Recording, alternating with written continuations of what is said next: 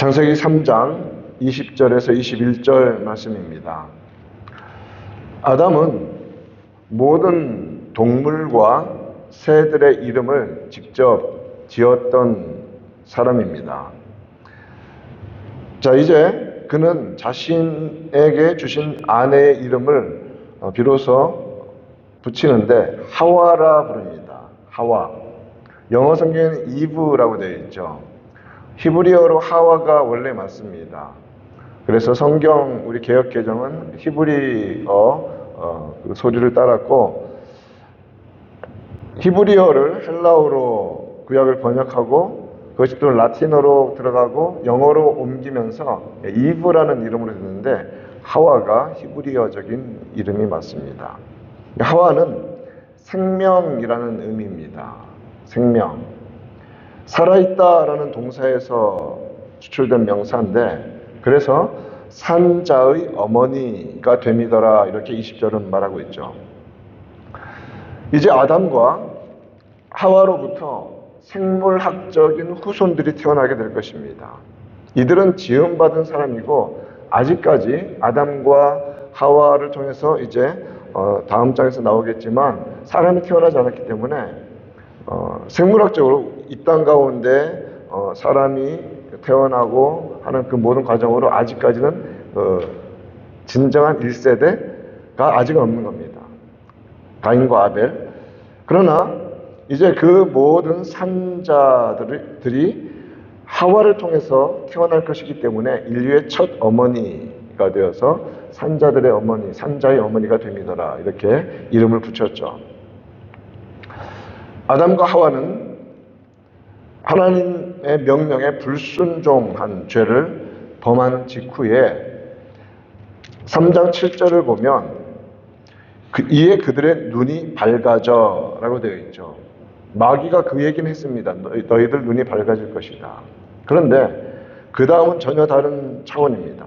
눈이 밝아졌는데 어디에 눈이 밝아졌냐면 자신들이 벗은 것을 알게 된 그런 눈이 열린 것입니다. 그래서 7절에서 계속 말합니다. 무화과 나무 잎으로 엮어 옷을 삼았다라고 말합니다. 무화과 나무 잎을 엮어 치마로 삼았더라. 자, 그런데 치마라고 표현하지만 좀 솔직합시다. 그걸 우리가 부르는 치마라고 말할 수 있겠습니까? 나무 조각이죠. 나뭇잎 조각입니다. 아무것도 아닙니다. 옷이라고 부를 수도 없습니다. 하나님에 대해서 죄를 범하면 눈이 열리는데 어떤 눈이 열리냐면 수치의 눈이 열립니다. 부끄러움의 눈이 열립니다. 그리고 공포스러움의 눈이 열립니다. 하나님이 주시는 마음은 두려워하는 마음이 아닙니다. 절대로 하나님은 두려운 마음을 주시지 않습니다. 성령님께서 충만한 사람은 두려운 환경 속에서도 담대하지, 세상의 모든 염려 가지고 두려워한다, 하나님이 주시는 마음이 아닙니다. 그런데 눈이 열렸는데 죄를 범하니까 어떻게 됩니까? 부끄러운 눈이 열린 겁니다. 그럼 어떤 눈이 닫혀진 것입니까? 거룩의 눈이 닫힙니다. 죄를 범하면 거룩함의 눈이 닫힙니다. 분별의 눈이 닫힙니다. 죄의 결과로 신체적인 수치심을 느끼는 일이 벌어졌습니다. 그 전까지, 그리고 그 후로도 사실 변한 것은 아무것도 없습니다. 그 전에도 옷 없이 살았지만 부끄러움이라는 것은 하나도 없이 살았는데 어떤 일이 벌어졌습니까? 생각이 달라진 겁니다. 왜요? 생각과 느낌과 관념들이 죄에 오염되니까, 죄를 지으니까 똑같은 것을 보더라도 수치스럽게 보는 겁니다. 그렇지 않습니까? 아무것도 변한 것은 없는데. 죄는 그렇게 무서운 겁니다. 그러나 죄의 결과로 다가온 수치를 느끼는 이것을 아무리 나뭇잎을 가져다가 치마라는 이름으로 만들어서 가릴지언정 그것을 가릴 수가 있습니까? 그리고 하나님 앞에 숨을 수가 있습니까? 가릴 수도 없고 숨을 수도 없고 피할 수도 없습니다. 21절 말씀, 여호와 하나님이 아담과 그의 아내를 위하여 가죽 옷을 지어 입히시니라, 이렇게 말합니다. 인류 역사상 가장 처음 만들어진 진짜 옷은 하나님이 친히 디자인하시고 재단하여서 만들어주신 가죽 옷입니다. 놀라우신 분 아니십니까? 정말 좋으신 분 아니십니까? 가죽 옷은 아담과 하와가 범죄한 후에 처음 만들었던 그 엉성한 것, 금방 말라버리고 아무것도 아닌 그 무화과 나뭇잎 조각에 비하면 차원이 다르죠. 진정한 의류입니다. 옷입니다. 그것도 최고의 재료와 가장 완전하신 분의 디자인으로, 그 재단으로, 그 작업으로 된 것입니다. 우리 하나님 정말 좋지 않습니까? 그런 사랑을 베풀어 주시는 겁니다. 여기서 우리가 이 무화과 나뭇잎과 하나님이 지으신 가죽옷 사이에 이 너무나 다른 극명한 차이를 느낄 수 있습니다. 오늘 아침에는 그 부분에 좀 집중했으면 좋겠습니다. 죄로 인한 수치를 가리려는 인간의 수준. 그런데 그 죄로 인하여 인간 스스로 느끼는 그 수치심을 가려주시는 하나님의 손길이 얼마나 차이가 납니까? 전혀 다르지 않습니까? 무화과 잎은 죄의 문제를, 스스로 범한 죄의 문제를 자기 수준에서 가리고 감추고 나름 해결해 보려고 하는, 마치 지금 시대의 표현으로 하면 인간의 종교적인 공로와 비슷합니다. 이런저런 공로를, 이런저런 선행을 해서 구원을 이룰 수 있으라는 착각하고 무엇이 다릅니까? 가릴 수 있다. 죄의 문제 내가 해결할 수 있다. 인간의 몇 가지 선행으로 덮을 수 있다. 그런 주장이 사실은 첫사람, 죄를 지은 첫사람 때부터 이미 있었던 겁니다. 아무런 근본적인 해결책이 되지 못하고 그것으로 죄의 문제는 정말 말 그대로 손톱만큼도 가릴 수가 없습니다. 가리고 감추고 숨고 도망가고, 죄는 더 쌓이고 더 많아지고 공포심은 더 깊어지는 것이죠. 도망가면 도망갈수록 하나님 앞에서 자신의 죄에 대한 철저한 인정이 있어야 됩니다. 자기가 뭘 잘못했는지 알아야 합니다. 인정해야 합니다. 그것으로 인한 자신의 비참함을 깨달아야 합니다.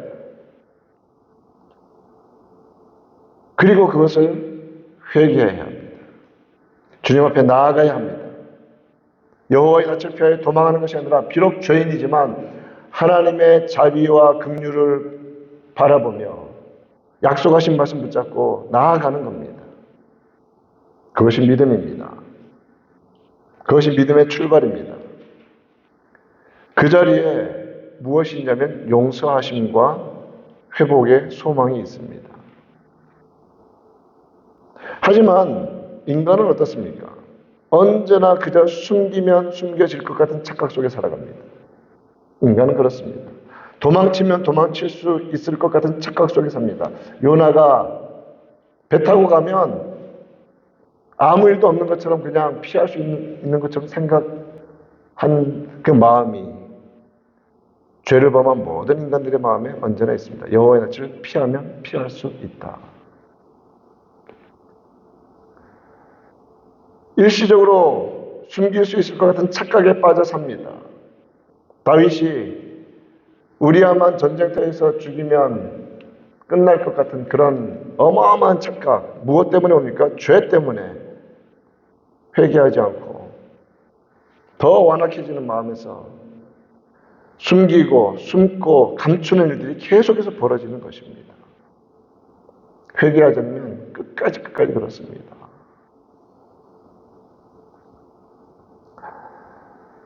또한 자신이 행한 어떤 종교적인 혹은 윤리적인 행동 몇 가지의 모습, 이제 이 부분이 대부분 인간들이 빠져있는 잘못이죠. 선행을 베푼다, 어떤 공로를 쌓는다, 이러한 몇 가지 모습을 통해서 내가 의롭게 된다라는 착각을 가지는 것입니다. 무화과 나뭇잎으로 가렸으니까, 수치스러운 부분은 이제 다 가렸으니까 나는 괜찮아, 나는 부끄럽지 않아 라는 것과 무엇이 다릅니까? 똑같죠. 그게 인간이 가지고 있는 자신이 의로워질 수 있다고 생각하는 종교적인 공로가 꼭 무화과 나뭇잎입니다. 절대 안 됩니다. 절대 의롭게 되지 않습니다. 왜요? 근본적인 해결이 안 되지 않습니까? 진정한 용서함과 죄 문제의 해결이 되지 않습니다. 궁극적으로 구원과는 정말 아무 상관없는 죄악된 인간의 허탄한 종교적인 공로 쌓기일 뿐입니다. 이사야 64장 6절 말씀을 제가 읽어드릴게요. 무릇 우리는 다 부정한 자 같아서 우리의 의는 다 더러운 옷 같으며 우리는 다 잎사귀같이 시들므로 우리의 죄악이 바람같이 우리를 몰아가나이다. 여호와를 피하여 나무 뒤에 숨고 무화과 나뭇잎으로 치마를 엮어 만들었다라 라는 말씀하고 얼마나 똑같습니까? 우리의 의는 더러운 옷과 같습니다. 그 더러운 옷으로는 하나님 앞에 설 수가 없습니다. 하나님이 만드신 옷을 입어야 합니다. 하나님이 주신 옷을 입어야 합니다. 예수 그리스도의 보혈의 공로를 힘입어야 합니다. 예수로 옷 입어야 합니다. 하나님이 주신 가죽옷을 입어야 합니다. 하나님은 인간이 스스로 범죄하여 자초한 이 부끄러움의 상태를 가려주기 위해서 친히 행동하셨습니다. 하나님이 행동하시죠.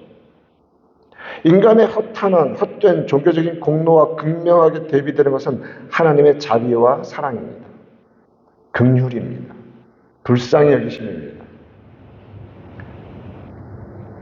하나님께서 인간이 저주 아래 떨어진 삶의 환경을 살아갈 수 있도록 하기 위해서, 그리고 그들의 수치를 가려 주시기 위해서 가죽 옷을 지어 입히십니다. 즉 다른 동물을 인간의 옷을 만들기 위해 희생시키셨다는 말씀입니다.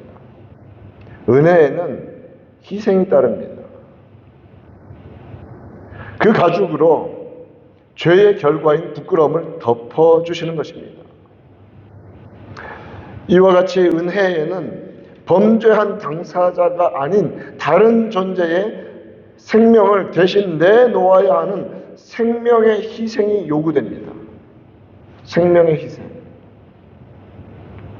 죄범한 인간은, 아담과 하와는 그저 거저받은, 공짜로 받은 가죽 옷이었지만 그 가죽을 내놓아야 하는 동물은 생명을 잃어야 합니다. 모든 걸 다 내놓아야 그 죄의 문제를 가릴 수가 있었습니다. 하나님이 죄의 문제를 인간의 공로를 받으심으로 해결하시지 않습니다. 해결되지도 않고 그럴 수는 없습니다. 그것은 무화과 나무잎에 불과합니다. 그러므로 하나님은 친히 행동하십니다. 친히 결정하십니다. 친히 플랜하십니다. 다른 생명의 희생을 통한 은혜로 해결하십니다. 그러므로 우리 구주 예수 그리스도께서 아버지의 뜻에 따라 성자 하나님이신 분이 이 땅 가운데 죽기 위해 오셔야 했던 것입니다. 자기의 온 삶을 들여서, 생명을 들이셔서, 피와 물을 흘리셔서 마치 동물들이 자기 가족을 완전히 내어주는 것처럼 완전히 모든 것을 다 주셔서 우리 죄를 대속하시기 위해서 주님께서 오신 것입니다. 그러므로 주님께서, 하나님께서 가죽옷을 지어 입히신 이 짧은 이 표현은 하나님께서 어떻게 죄의 문제를 해결해 주시는지에 대한 원형이 되는 것입니다. 얼마나 놀라운 은혜인지 모릅니다. 기억합시다. 하나님이 하십니다. 하나님이 계속하십니다. 우리의 공로, 우리의 자랑할 것이 하나도 없습니다. 정말 다 더러운 옷에 불과합니다.